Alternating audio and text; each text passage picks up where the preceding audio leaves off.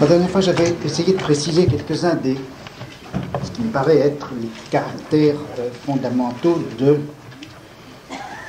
l'art libéral de gouverner.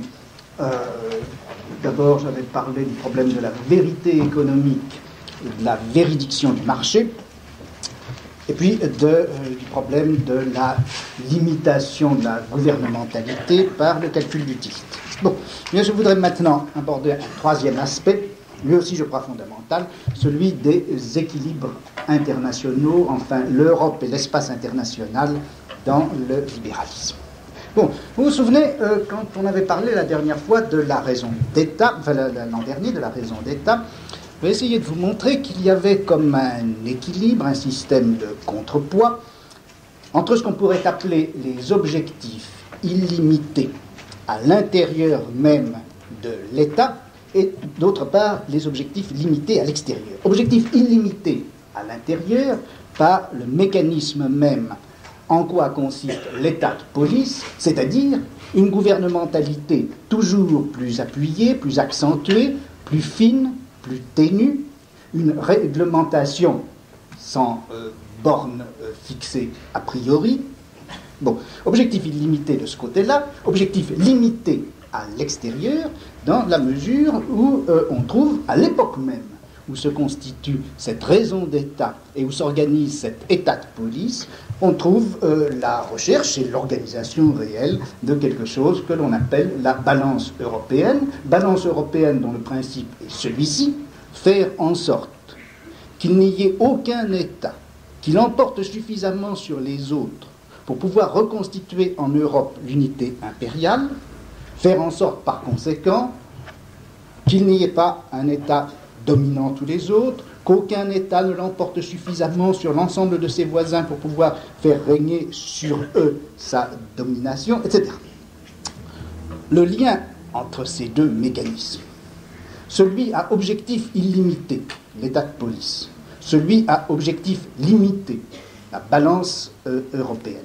Ce lien, bien, on le voit, on comprend très facilement dans la mesure, en effet, où, s'il est vrai que l'état de police, ou si vous voulez, les mécanismes intérieurs qui organisent et développent à l'infini l'état de police, ont pour raison d'être, finalité et objectif, le renforcement de l'État lui-même. Chaque État, par conséquent, a donc pour cible son renforcement à l'infini, c'est-à-dire une majoration de puissance illimitée par rapport aux autres. Terme clair, la concurrence chez celui qui est le meilleur dans le jeu de la concurrence va introduire en Europe un certain nombre d'inégalités qui iront s'accroissant, qui seront sanctionnées par un déséquilibre dans la population, par conséquent dans les forces militaires, et par conséquent, on en arrivera donc à cette fameuse situation impériale dont l'équilibre européen, depuis le traité de Westphalie, a voulu affranchir l'Europe. C'est pour éviter cela que l'on établit la balance. Bon. D'une façon plus précise, dans le calcul mercantiliste, et dans la manière dont le mercantilisme organise le calcul économico-politique des forces, on voit bien comment, en effet, on ne peut pas éviter, si du moins on veut empêcher que se réalise à nouveau une configuration impériale, comment on ne peut pas éviter, en effet, un équilibre européen. En effet, pour le mercantilisme, la concurrence entre États suppose que tout ce par quoi l'un des États s'enrichit peut, et à dire vrai, doit être prélevé sur la richesse des autres États. Autrement dit, ce qui est acquis par l'un, il faut l'enlever à l'autre. On ne peut s'enrichir qu'aux dépens des autres.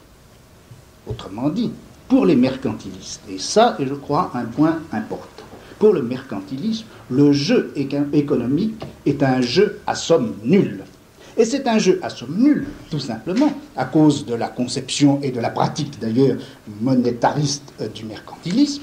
Il existe une certaine quantité d'or dans le monde, puisque c'est l'or qui définit, mesure et constitue la richesse de chaque État, il est bien entendu que chaque fois que l'un des États s'enrichira, il prélèvera sur le stock commun d'or et par conséquent appauvrira les autres. Le caractère monétariste de la politique et du calcul mercantiliste implique par conséquent qu'on ne puisse concevoir la concurrence qu'en forme de jeu à somme nulle et par conséquent d'enrichissement des uns aux dépens des autres. Et c'est précisément pour éviter que dans ce jeu à somme nulle, il y ait un gagnant et un seul, qu'il va falloir, en stricte logique économique, pour éviter ce phénomène, cette conséquence politique de la concurrence ainsi définie, il va falloir que s'établisse quelque chose comme un équilibre qui permettra d'interrompre en quelque sorte le jeu à un moment donné, c'est-à-dire lorsque les écarts entre les joueurs risqueront d'être trop importants, on arrêtera la partie, et c'est cela précisément en quoi consiste l'équilibre européen. C'est jusqu'à un certain point le problème pascalien. Qu'est-ce qui arrive lorsque, dans un jeu à somme nulle, on interrompt le jeu et on répartit les gains entre les partenaires? Interrompre le jeu de la concurrence par la diplomatie de l'équilibre européen, c'est cela qui est nécessairement impliqué par la conception et la pratique monétariste des mercantilistes. Bon, voilà le point de départ. Or, qu'est-ce qui va se passer en ce milieu du XVIIIe siècle dont je vous parle et où j'essaie de repérer la formation d'une nouvelle raison gouvernementale?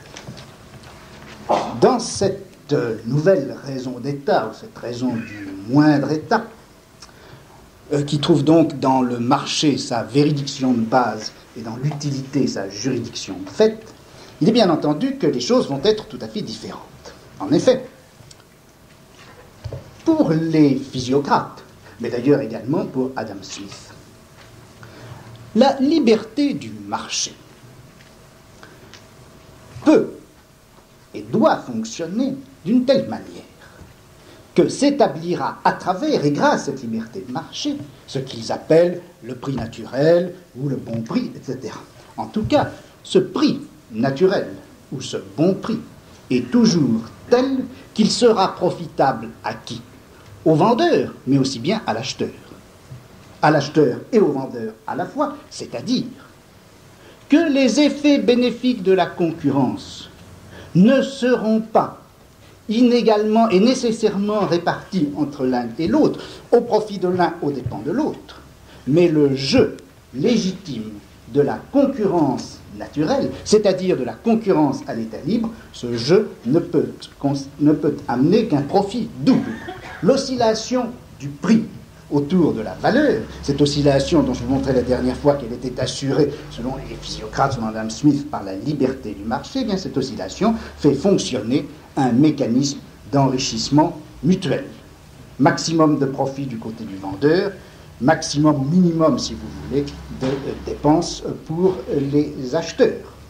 On trouve donc cette idée qui va être maintenant au centre du jeu économique tel qu'il est défini par les libéraux, cette idée qu'en fait, l'enrichissement d'un pays, comme l'enrichissement d'un individu, ne peut effectivement s'établir à long terme et se maintenir que par un enrichissement mutuel.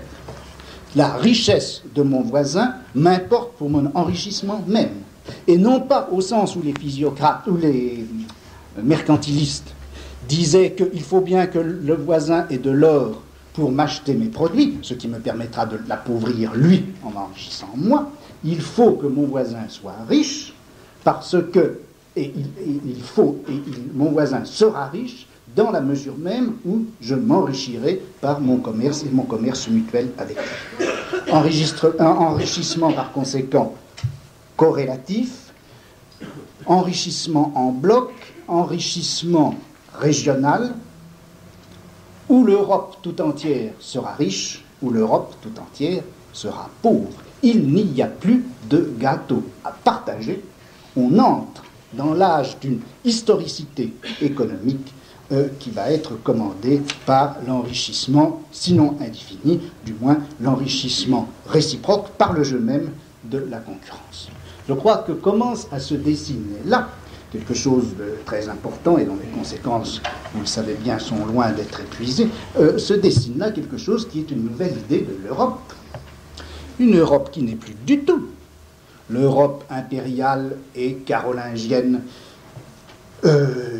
héritant plus ou moins de l'Empire romain et se référant à des structures politiques bien particulières. Ce n'est pas non plus, ce n'est déjà plus l'Europe classique de la balance, de l'équilibre entre les forces, établie de telle manière que jamais la force de l'un ne l'emporte d'une façon qui serait trop déterminante sur l'autre. C'est une Europe de l'enrichissement collectif, c'est une Europe comme sujet économique collectif qui a, quelle que soit la concurrence qui s'établit entre les États, ou plutôt à travers même la concurrence qui s'établit entre les États, qui a à s'avancer dans une voie qui sera celle du progrès économique illimité.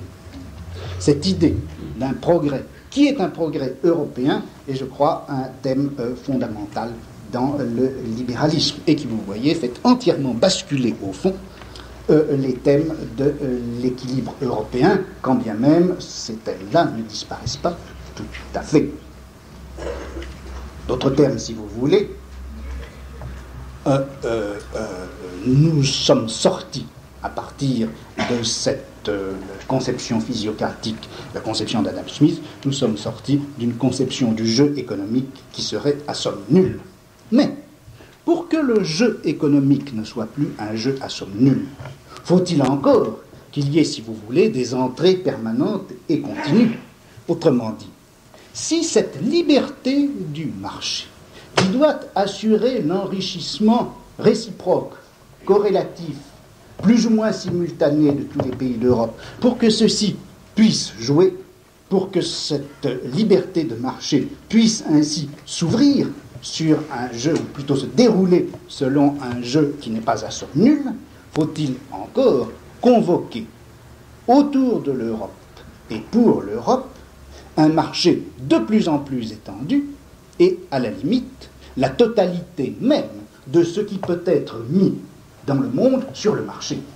Autrement dit, c'est bien à une mondialisation du marché qu'on se trouve ainsi invité dès lors que l'on pose en principe et que l'on pose en objectif aussi que l'enrichissement de l'Europe doit se faire non pas par l'appauvrissement des uns et l'enrichissement des autres, mais comme un enrichissement collectif et un enrichissement indéfini. Le caractère indéfini du développement économique de l'Europe, l'existence par conséquent d'un jeu à somme non nulle, implique bien entendu que le monde tout entier soit convoqué autour de l'Europe pour échanger dans un marché qui sera le marché européen ses propres produits et les produits de l'Europe.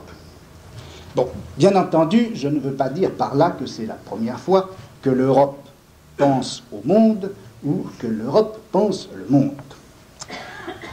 Je veux dire simplement que c'est peut-être la première fois que l'Europe, en tant qu'unité économique, que sujet économique, se présente ainsi au monde, ou réfléchit le monde comme pouvant et devant être son domaine économique.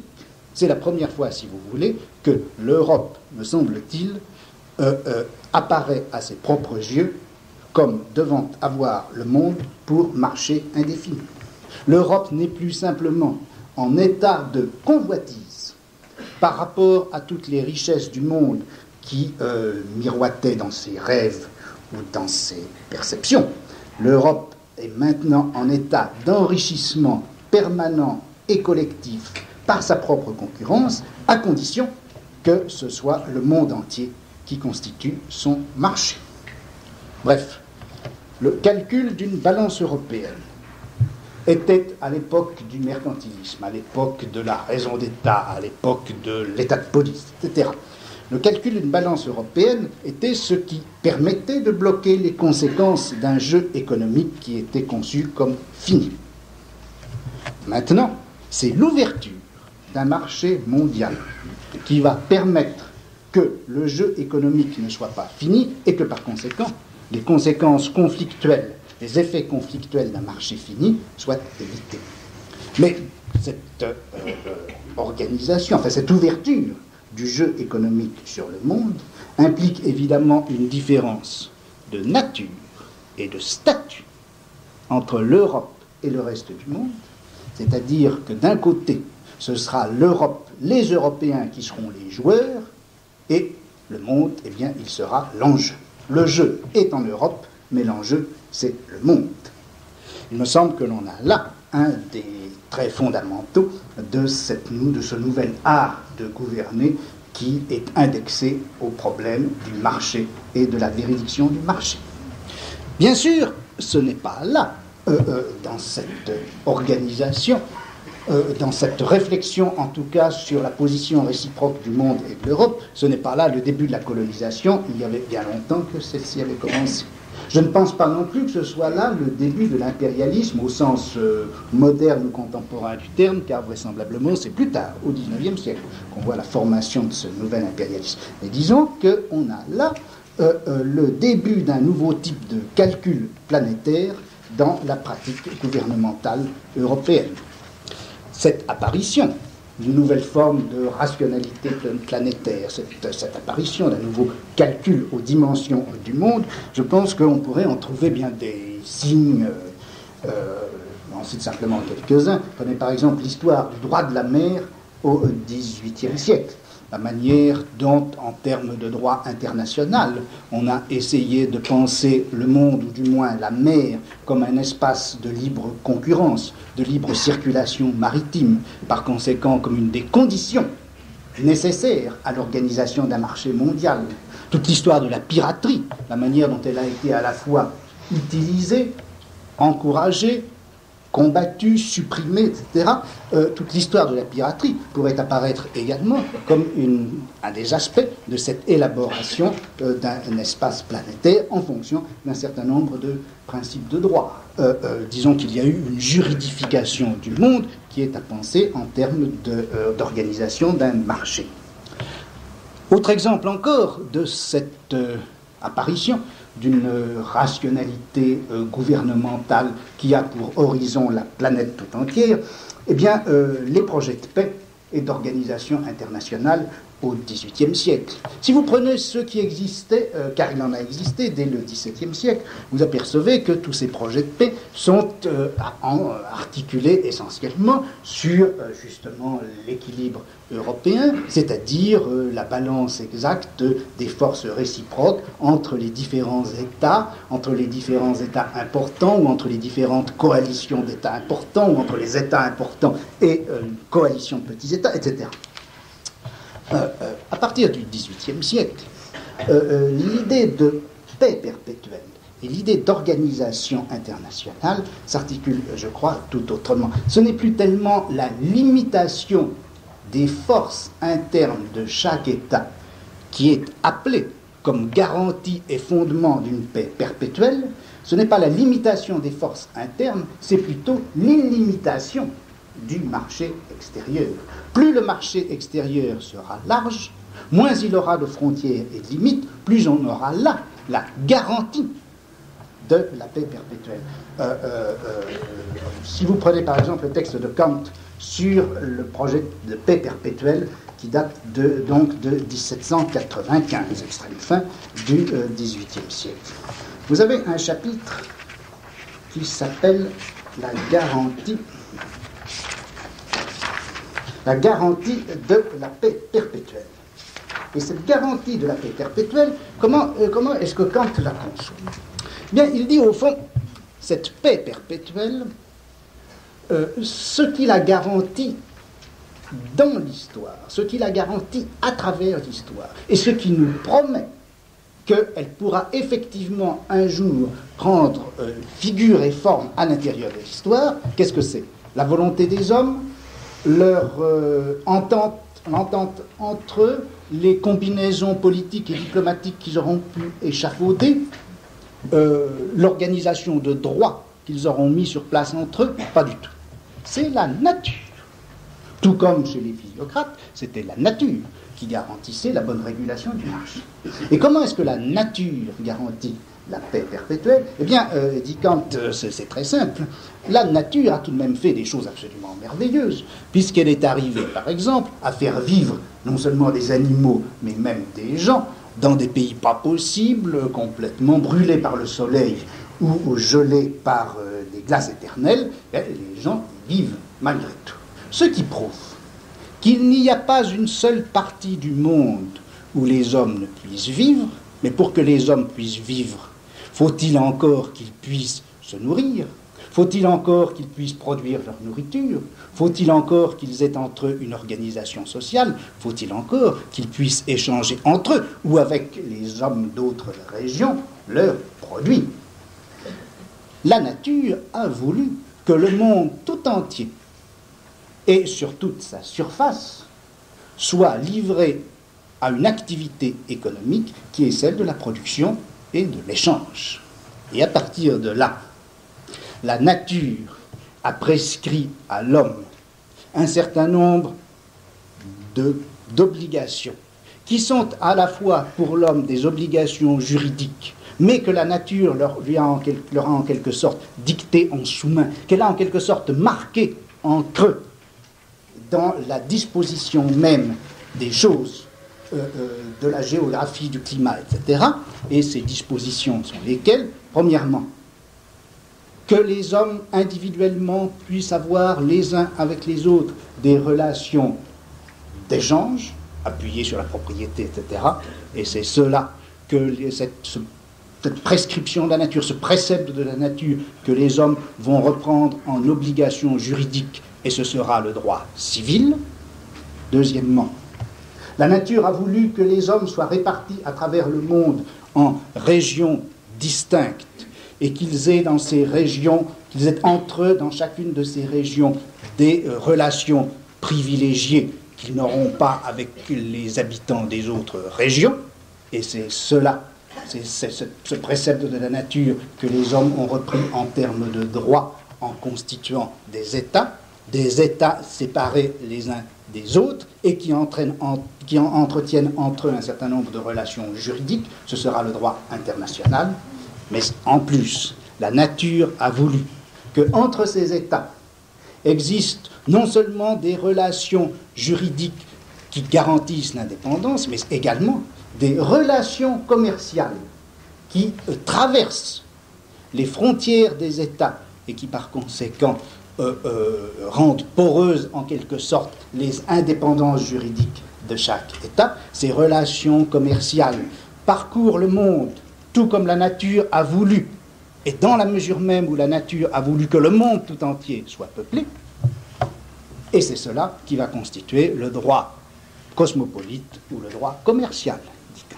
Et cet édifice, droit civil, droit international, droit cosmopolite, n'est rien d'autre chose que la reprise par l'homme sous forme d'obligation de ce qui avait été un précepte de la nature, et dans cette mesure-là, on peut dire que le droit, dans la mesure où il reprend le précepte même de la nature, le droit va pouvoir promettre ce qui était en quelque sorte dessiné déjà dès le premier geste de la nature quand elle avait peuplé le monde tout entier. Ça promet déjà quelque chose comme la paix perpétuelle. La paix perpétuelle, elle est garantie par la nature, et cette garantie, elle est manifestée par le peuplement du monde tout entier et le réseau des relations commerciales qui se tendent à travers tout le monde. La garantie de la paix perpétuelle, c'est donc en effet la planétarisation commerciale. Bon, il faudrait sans doute ajouter bien des choses, et en tout cas répondre tout de suite à une objection. Quand je vous dis qu'on a là, dans cette pensée des physiocrates, d'Adam Smith, de Kant aussi, des juristes du XVIIIe siècle, quand je dis qu'on a là la manifestation d'une nouvelle forme de calcul politique à l'échelle internationale, je ne veux pas dire du tout que toute autre forme et de réflexion et de calcul et d'analyse, toute autre pratique gouvernementale disparaît tout autant. Car s'il est vrai que se découvre à cette époque quelque chose comme un marché mondial et planétaire.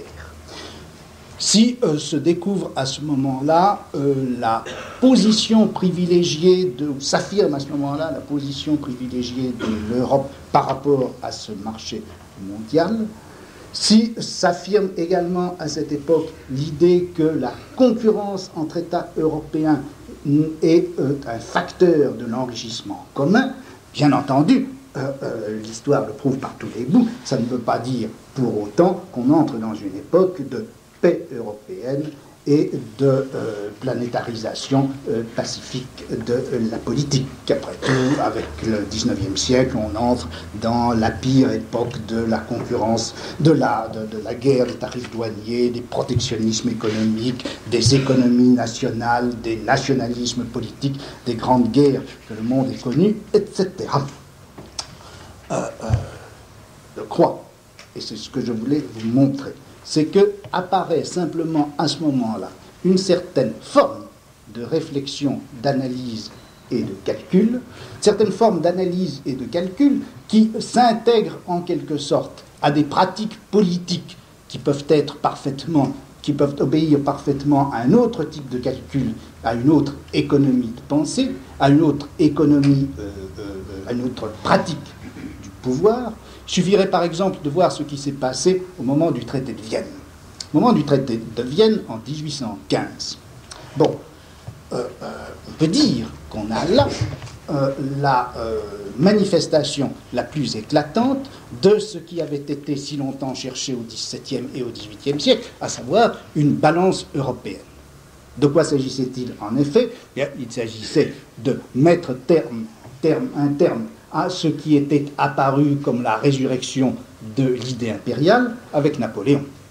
Parce que c'est bien ça le paradoxe historique de Napoléon, c'est que si, au niveau de sa politique intérieure, et ça c'est manifeste d'après les interventions qu'il faisait au Conseil d'État et la manière dont il réfléchissait sa propre pratique gouvernementale, Napoléon, manifestement, est complètement hostile à l'idée d'un État de police. Et son problème, c'est bien effectivement de savoir comment limiter de l'intérieur la pratique gouvernementale. En revanche, dans sa politique extérieure, on peut dire que Napoléon est parfaitement archaïque, dans la mesure où il a voulu reconstituer quelque chose comme la configuration impériale contre laquelle toute l'Europe depuis le XVIIe siècle s'était dressée. À dire vrai, l'idée impériale pour Napoléon, si tant est qu'on puisse la reconstituer, malgré le silence tout de même stupéfiant des historiens sur ce thème, il semble que l'idée impériale de Napoléon ait répondu à trois objectifs. Premièrement, et ça je vous l'avais dit je crois l'an dernier, l'idée impériale en termes de politique intérieure, si l'on en juge d'après ce que les historiens et les juristes du XVIIIe siècle disaient sur l'Empire carolingien, l'Empire c'était la garantie des libertés intérieures. Et l'Empire s'opposait à la monarchie, non pas comme un plus de pouvoir, mais au contraire comme un moins de pouvoir et une moindre gouvernementalité. Et d'un autre côté, l'Empire était une manière de reconstituer, vraisemblablement à partir de ce qui avait constitué, de ce qui constituait l'illimitation des objectifs révolutionnaires, c'est-à-dire révolutionner le monde tout entier, eh bien, l'Empire était une manière de reprendre ce projet révolutionnaire qui venait de faire irruption en France en 1792-93 et de le reprendre dans l'idée, alors elle, archaïque, d'une domination impériale héritière des formes carolingiennes ou des formes, de la forme du Saint-Empire. Ce mélange entre l'idée d'un empire qui intérieurement garantit des libertés, d'un empire qui serait la mise en forme européenne du projet révolutionnaire illimité, et enfin d'un empire qui serait la reconstitution de la forme carolingienne ou allemande ou autrichienne de l'empire, c'est tout cela qui a constitué l'espèce de capharnaüm qui constitue la politique impériale chez Napoléon. Bon. Le problème du traité de Vienne, c'était bien entendu de refermer en quelque sorte cette illimitation impériale. C'était bien entendu de rétablir l'équilibre européen, mais au fond avec deux objectifs différents. Vous aviez l'objectif autrichien et vous aviez l'objectif anglais.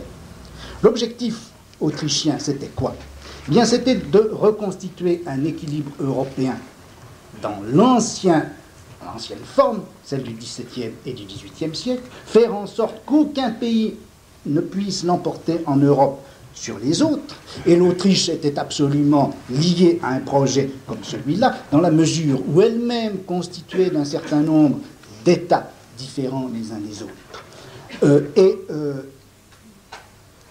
N'organisant ces États que dans la forme de l'ancien État de police, l'Autriche n'avait qu'un gouvernement administratif, eh bien cette pluralité d'États de police au cœur de l'Europe impliquait que l'Europe elle-même soit au fond modelée sur ce schéma ancien qui était une multiplicité d'États de police équilibrés entre eux. L'Europe devait être à l'image de l'Autriche pour que l'Autriche elle-même puisse subsister telle qu'elle était.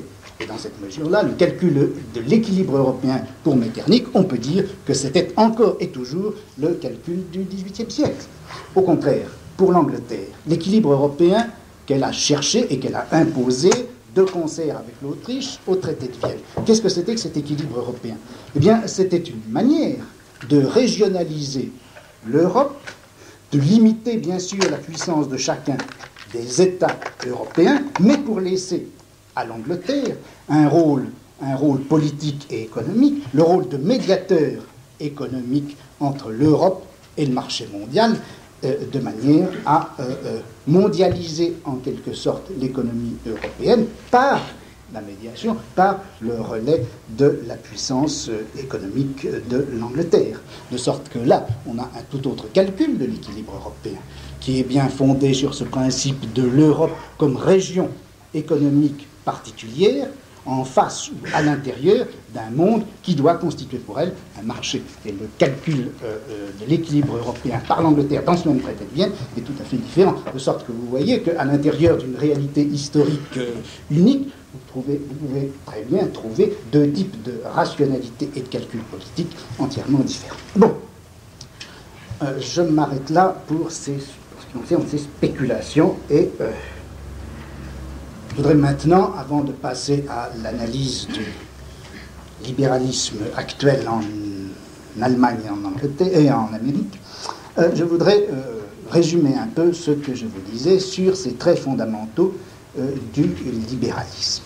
Le libéralisme, ou en tout cas d'un certain art de gouverner qui se dessine au XVIIIe siècle.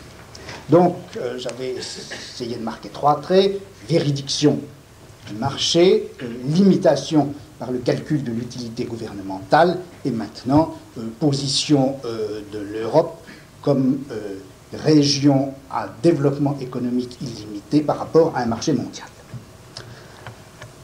C'est cela que j'ai appelé le libéralisme. Pourquoi parler de libéralisme? Pourquoi parler d'art libéral de gouverner, alors qu'il est bien évident que les choses que j'ai évoquées et les traits que j'ai essayé de marquer visent au fond un phénomène beaucoup plus général que la pure et simple doctrine économique, ou que la pure et simple doctrine politique, ou que le pur et simple choix économique ou politique du libéralisme au sens strict. Au fond, si on reprend les choses d'un peu plus loin, si on les reprend à leur origine, vous voyez bien que ce qui caractérise ce nouvel art de gouverner dont je vous ai parlé, ça serait beaucoup plutôt le naturalisme que le libéralisme. Dans la mesure, en effet, où cette liberté dont il est parlé par les physiocrates, par Adam Smith, etc., cette liberté, c'est beaucoup plus la spontanéité, la mécanique interne et intrinsèque des processus économiques qu'une liberté juridique reconnue en tant que telle aux individus. Et même encore chez Kant, qui n'est tout de même pas tellement d'économiste et qui est beaucoup plus un juriste, même chez Kant, vous avez vu que la paix perpétuelle, elle est garantie non pas par le droit, mais par la nature. En fait, c'est comme un naturalisme gouvernemental qui se dessine en ces milieux du XVIIIe siècle. Et pourtant, je crois qu'on peut parler de libéralisme, on peut parler de oui, on pourrait vous dire aussi, mais enfin ça j'y reviendrai, que ce naturalisme qui est, je crois, foncier en tout cas originaire dans cet art de gouverner, ce naturalisme, il apparaît très clairement dans la conception physiocratique du despotisme éclairé. Bon, j'y reviendrai plus longuement, mais en 2 mots. Quand les physiocrates découvrent qu'en effet, il y a des mécanismes spontanés de l'économie que tout gouvernement se doit de respecter s'il ne veut pas induire des effets opposés, inverses même de ses objectifs, eh bien, quand les physiocrates découvrent cela, ils en tirent quelles conséquences?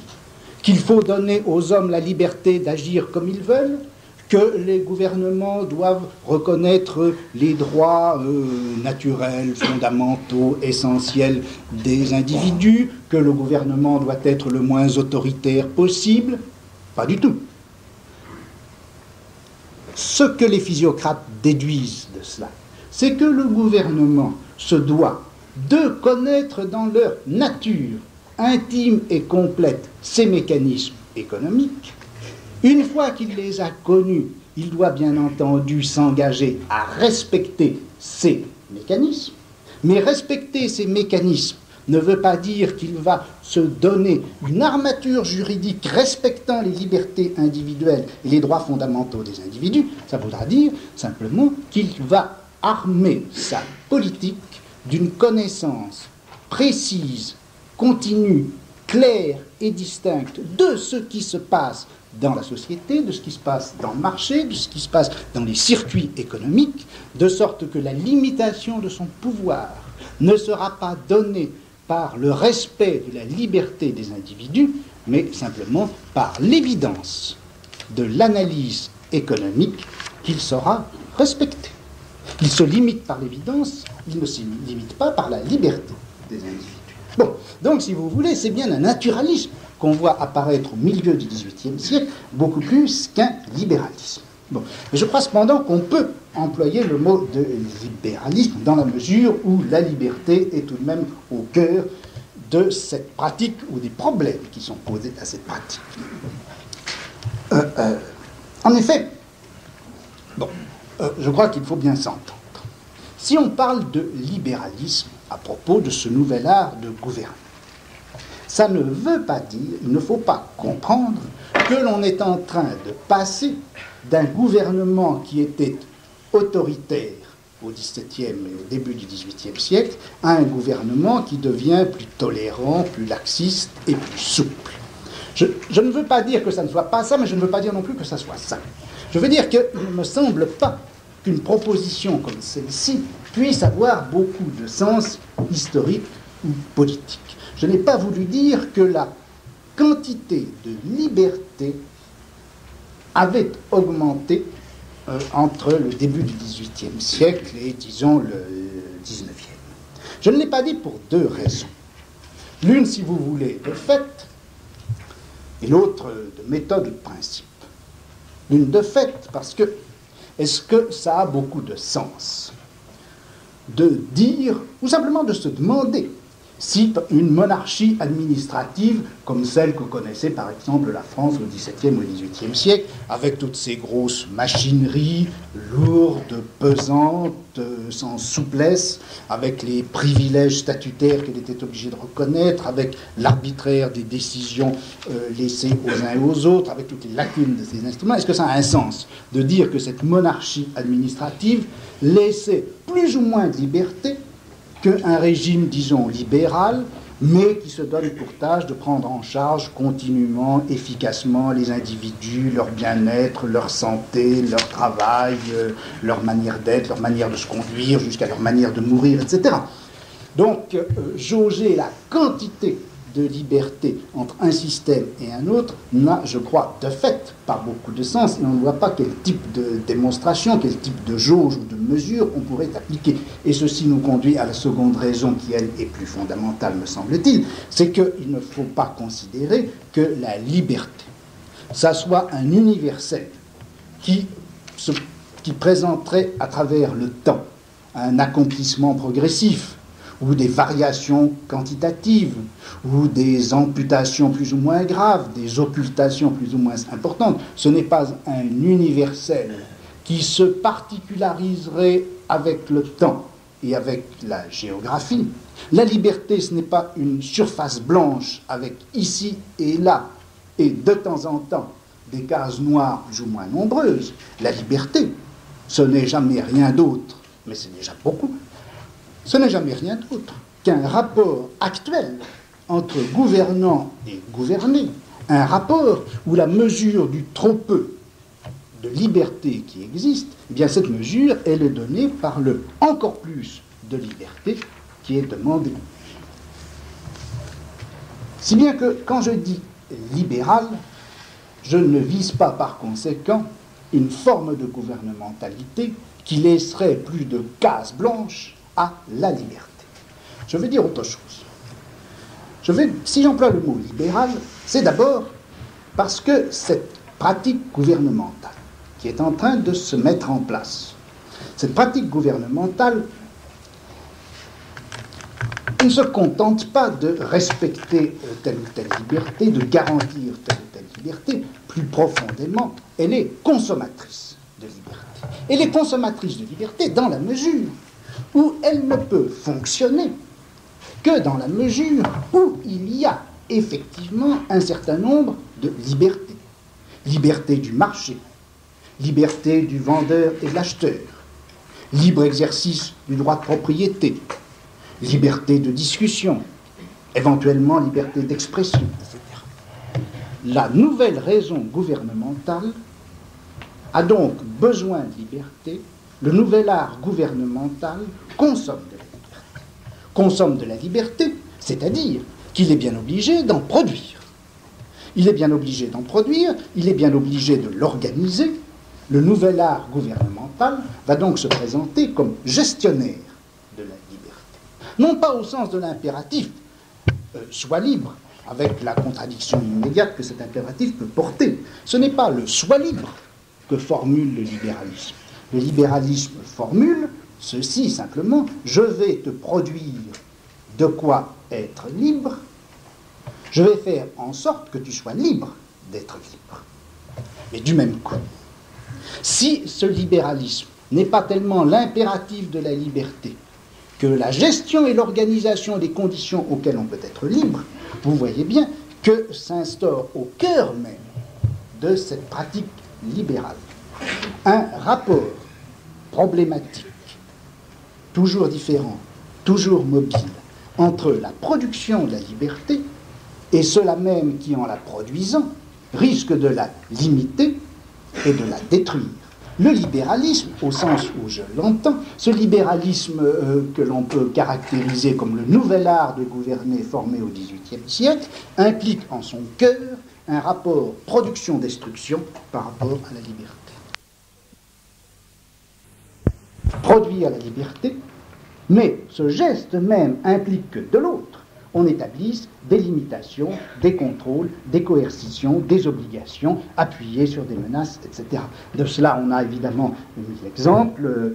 Il faut la liberté du commerce, bien sûr, mais comment la liberté du commerce pourra-t-elle effectivement s'exercer si on ne contrôle pas, si on ne limite pas, si on n'organise pas toute une série de choses, de mesures, de prévention, etc., qui éviteront les effets d'hégémonie d'un pays sur les autres, hégémonie qui aurait précisément pour effet de limiter et borner la liberté du commerce. C'est le paradoxe que m'ont rencontré tous les pays européens et les États-Unis dès le début du XIXe siècle, lorsque, convaincus par les économistes de la fin du XVIIIe siècle, les gouvernants voudront faire régner l'ordre de la liberté commerciale et qu'ils rencontreront l'hégémonie britannique.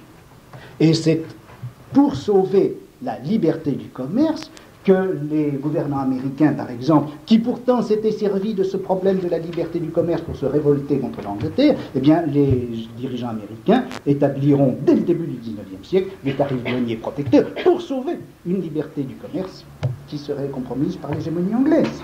Bon, même chose, liberté du marché intérieur, bien sûr, mais encore faut-il que pour qu'il y ait marché, qu'il y ait non seulement vendeurs, mais également acheteurs. Nécessité par conséquent, si besoin est, de soutenir le marché et de créer des acheteurs par des mécanismes d'assistance. Pour qu'il y ait liberté du marché intérieur, il ne faut pas qu'il y ait d'effet monopolistique. Nécessité d'une législation anti-monopole. Liberté du marché du travail. Mais faut-il encore qu'il y ait des travailleurs en assez grand nombre, des travailleurs suffisamment compétents et qualifiés, des travailleurs qui soient politiquement désarmés pour ne pas faire pression sur le marché du travail. Et on a là tout l'appel, une sorte d'appel d'air pour une formidable législation, pour une formidable quantité d'interventions gouvernementales qui seront la garantie de la production de liberté dont on a besoin précisément pour gouverner.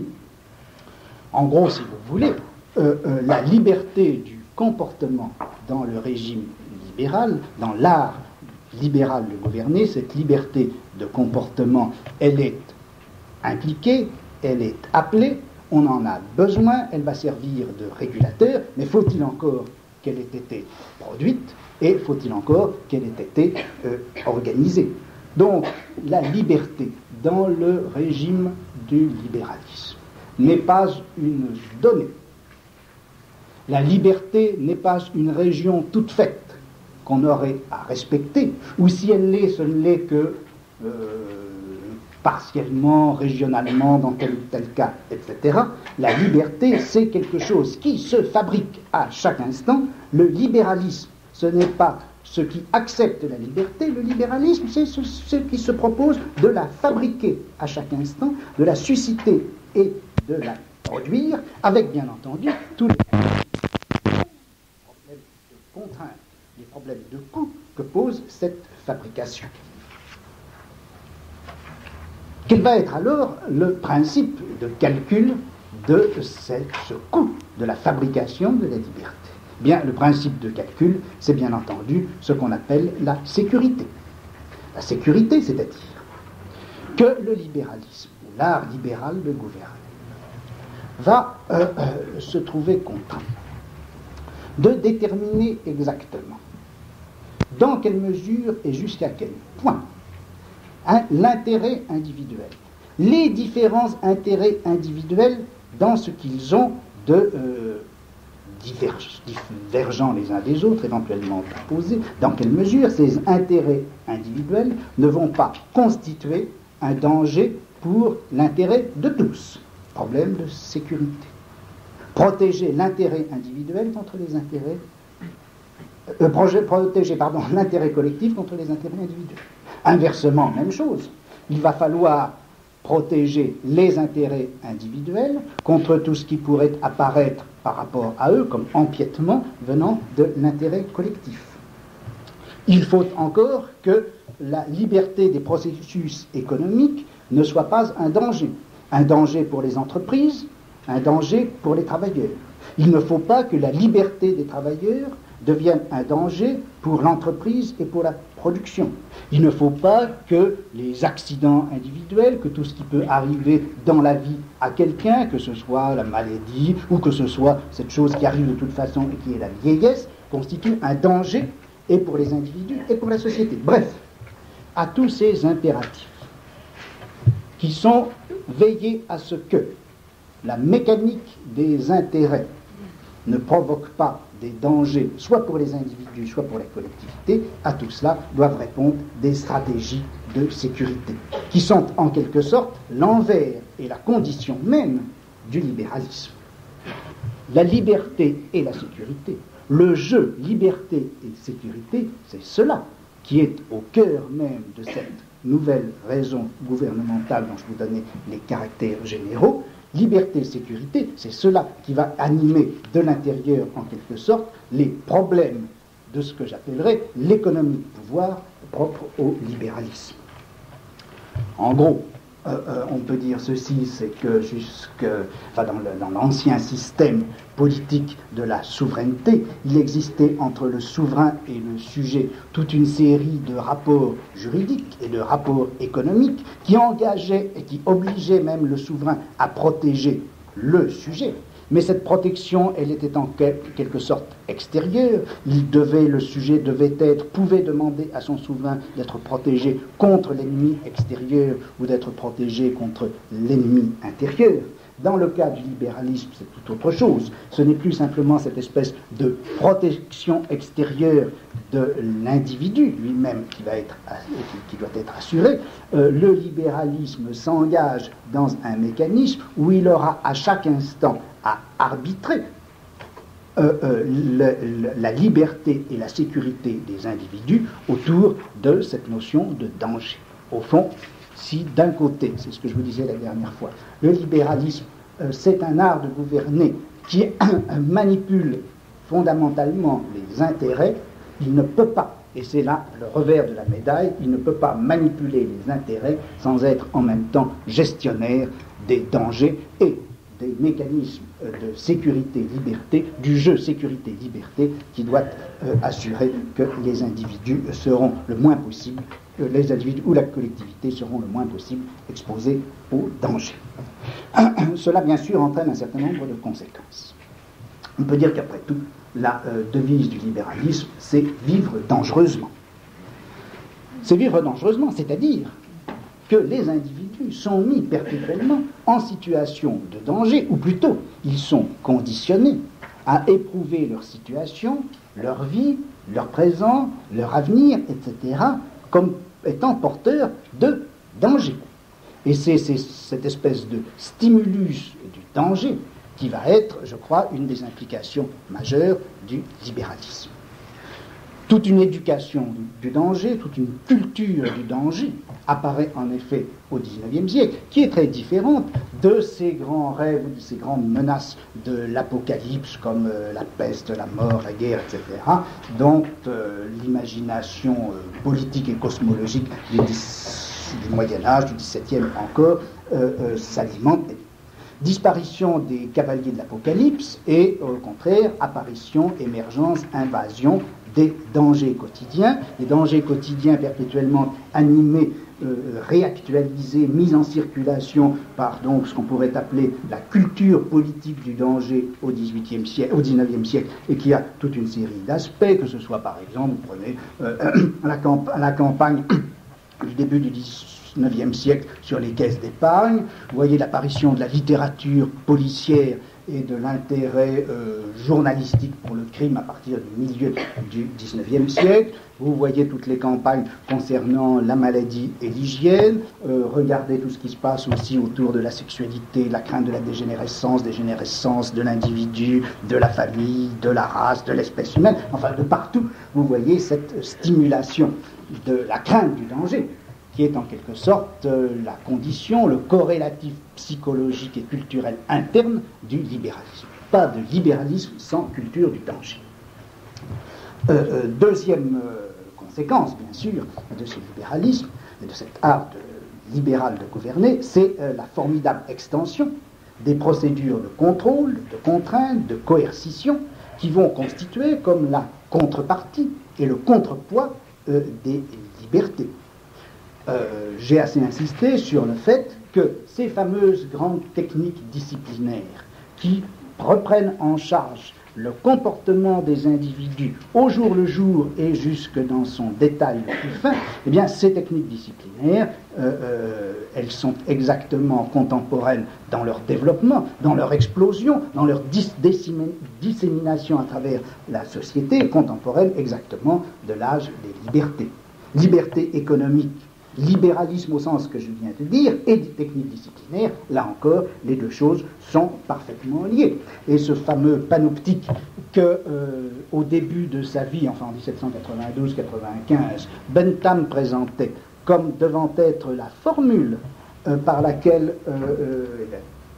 pour la procédure par laquelle on allait pouvoir, à l'intérieur d'institutions déterminées comme les écoles, les ateliers, les prisons, etc., surveiller la conduite des individus en augmentant la rentabilité, la productivité même de leur activité. À la fin de sa vie, dans ses tentatives, dans son projet de codification générale de la législation anglaise, Bentham le présentera comme devant être la formule du gouvernement tout entier, en disant le panoptique, au fond, c'est la formule même d'un gouvernement libéral, parce qu'au fond, qu'est-ce que doit faire un gouvernement?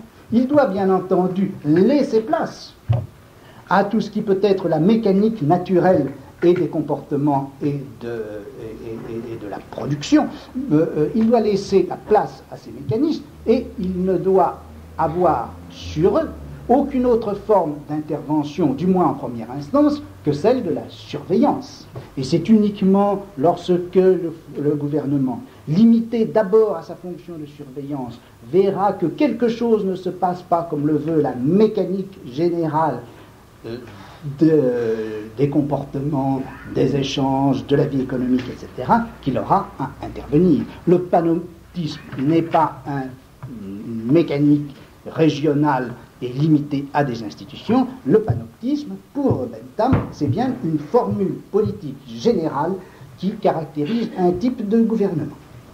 Troisième conséquence, donc la seconde étant la conjonction entre la discipline et le libéralisme, c'est l'apparition aussi, dans ce nouvel art de gouverner, c'est l'apparition de mécanismes qui ont pour fonction de produire, d'insuffler, de majorer des libertés, d'introduire un plus de liberté par un plus de contrôle et d'intervention. C'est-à-dire que là, le contrôle n'est plus simplement, comme dans le cas du panoptisme dont je vous parlais tout à l'heure, le contrepoids nécessaire à la liberté, c'en est le principe moteur. Et là, on en trouverait aussi bien des exemples, ne serait-ce que ce qui s'est passé, par exemple, en Angleterre et aux États-Unis au cours du XXe siècle, disons au cours des années 30, lorsque la crise économique se développant, on a immédiatement perçu non seulement les conséquences économiques, mais les conséquences politiques de cette crise économique, et qu'on y a vu un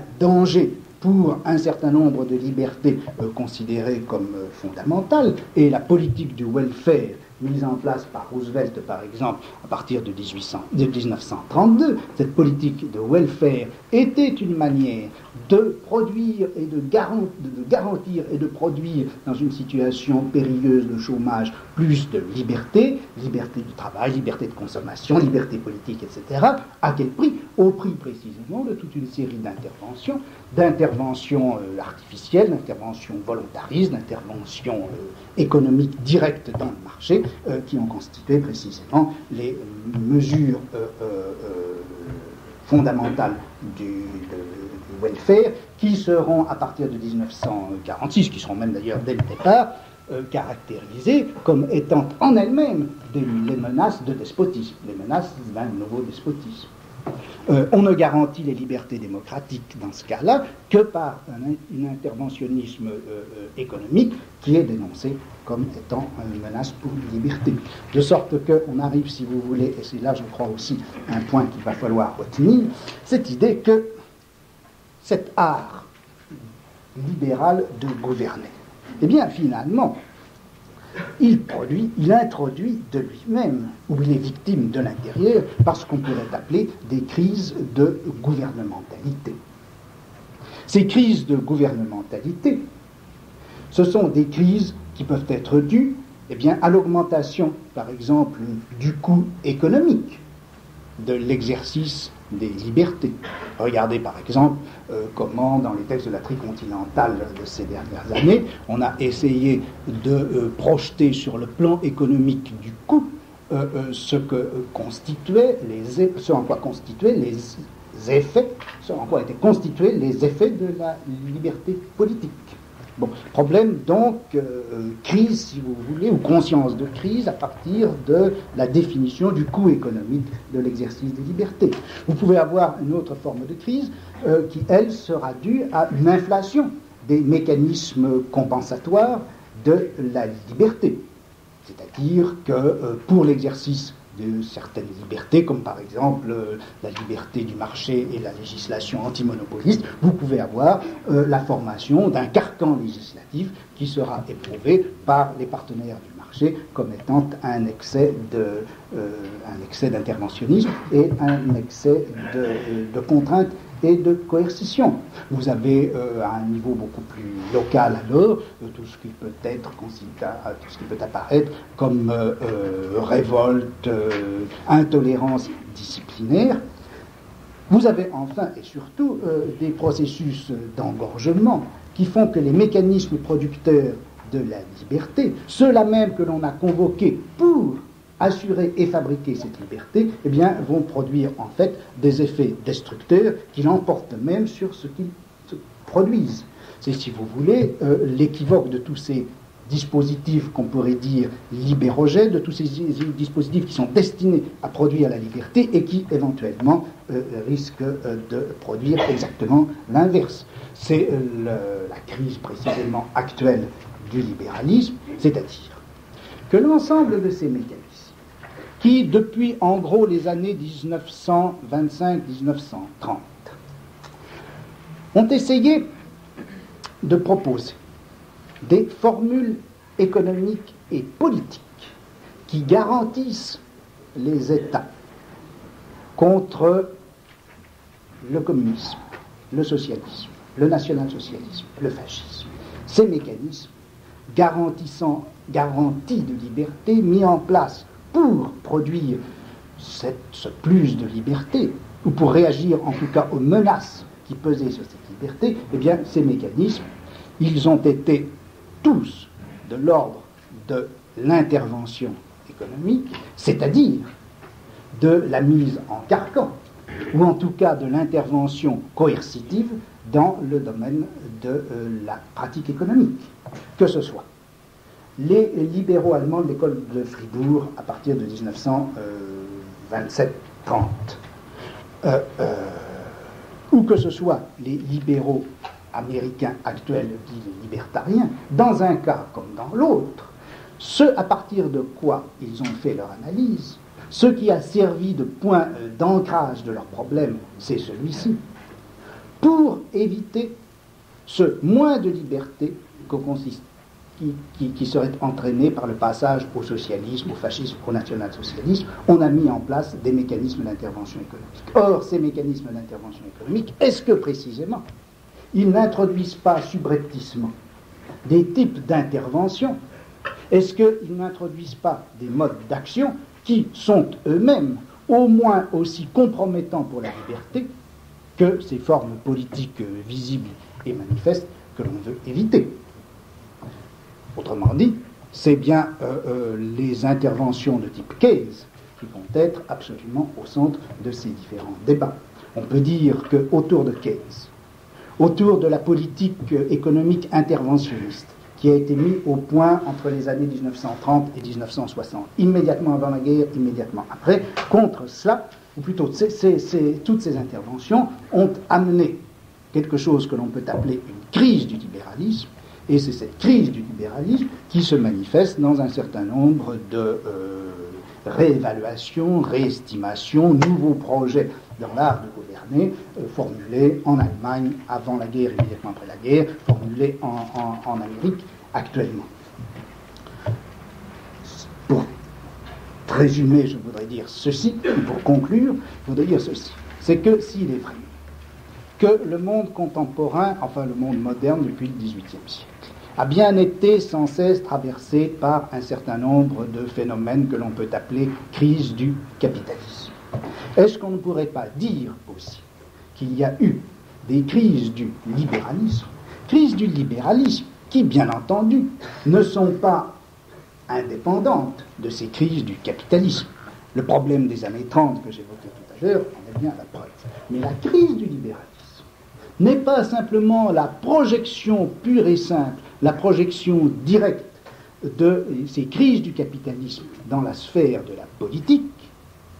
Les crises du libéralisme, vous pouvez les trouver en liaison avec des crises économiques du capitalisme, vous pouvez les trouver aussi en décalage chronologique à l'égard de ces crises, et de toute façon, la manière même dont ces crises se manifestent, dont ces crises se gèrent, dont ces crises appellent des réactions, dont ces crises provoquent des réaménagements, tout ceci n'est pas directement déductible des crises du capitalisme. C'est la crise du dispositif général de gouvernementalité, et il me semble que l'on pourrait faire l'histoire de ces crises du dispositif général de gouvernementalité tel qu'il a été mis en place au XVIIIe siècle. C'est ce que j'essaierai de faire cette année. Alors, en prenant en quelque sorte les choses rétrospectivement, c'est-à-dire partir de la manière dont on pose actuellement, dont on a posé au cours de ces 30 dernières années, on a pris conscience et formulé les éléments de cette crise du dispositif de gouvernementalité et essayer de retrouver alors dans l'histoire du XIXe siècle quelques-uns des éléments qui permettent d'éclairer la manière dont actuellement est éprouvée, vécue, pratiquée, formulée la crise du dispositif de gouvernementalité. Voilà.